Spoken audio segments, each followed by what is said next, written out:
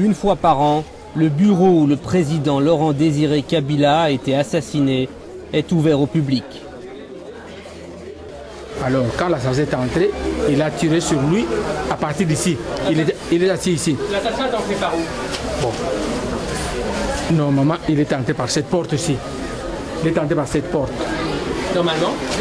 Oui, c'est par cette porte. Voilà. Et il est entré ici. Il est arrivé jusqu'à ce niveau-ci. Il a tiré à bout portant sur le président qui est assis là-bas. Voilà. Normalement. Parce qu'on n'a pas encore terminé tous les procès. On n'a pas toutes les précisions. C'est vrai. À l'issue du procès, le juge avait condamné plus de 50 collaborateurs du président assassiné à de lourdes peines de prison et avait ensuite déclaré « Le procès n'est pas terminé ». Fin de citation.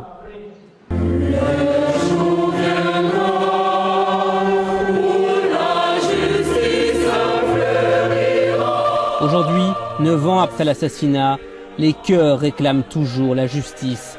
Mais le procès n'a pas été rouvert. Et même si les plus hautes autorités religieuses du Congo participent aux commémorations, elles demandent pour la première fois que la justice soit rendue. Je demande que la justice fasse son travail le plus vite possible pour que ces gens soient jugés ou libérés. Mais ils ont déjà été jugés, disent certains. Mais non, puisque le jugement disait qu'il fallait compléter les enquêtes. Donc, vous le savez, on les a jugés, mais au tribunal, on disait qu'il faut compléter les enquêtes. Nous disons compléter ces enquêtes ou libérer-les. Libérer les condamnés ou rouvrir le procès de l'assassinat de Laurent Désiré Kabila, son fils, l'actuel président Joseph Kabila, s'y est toujours refusé. Est-ce que, Monsieur le Président, vous avez l'intention de rouvrir ce procès un jour ou bien de prononcer une amnistie?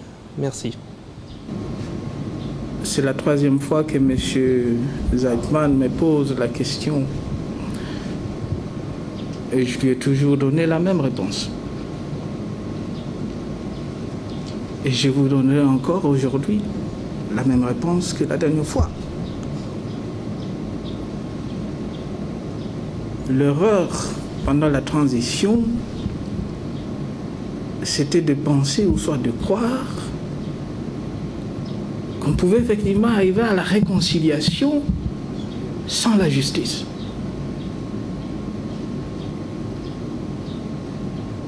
C'était une illusion. Pour le chef de l'État, la justice a été rendue et l'affaire est classée. Alors aujourd'hui, dans la prison de Kinshasa, seuls les prêtres apportent du réconfort aux détenus qui entament leur 10e année derrière les barreaux, condamnés lors d'un procès militaire, décrié par les organisations de droits humains et resté inachevé de l'aveu même du juge qui les avait condamnés.